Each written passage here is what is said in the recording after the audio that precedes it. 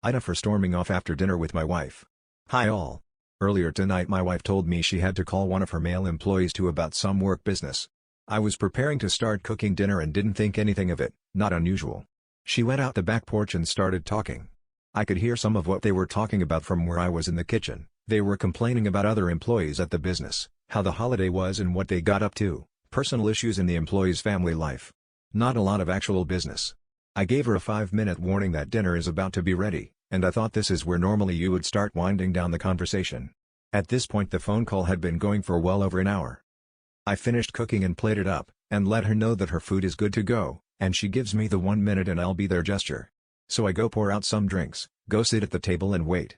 After a couple of minutes I'm getting pretty annoyed with this situation, so I go and check again. I get the 1 minute gesture again. I go back to the table, wait a couple more minutes, and then start eating. I finished my meal in silence and sat there still waiting. Couple of minutes later, she comes in. At this point I was pretty annoyed, but a simple sorry about that would have completely diffused the situation. However, when she came in, she was still on the phone, talking about the employee's pet fish, and their aquarium setup. She sits down and starts eating still on the phone. Not even a word to me.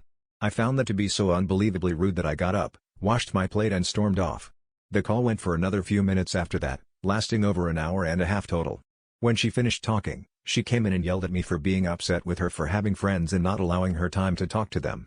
I said some things about her employee that I regret, to an extent. I never liked this person to begin with, and then I tried to explain to her why I was upset, but she insists that I'm overreacting and that I'm an asshole for storming off like that, and then for attacking her friend.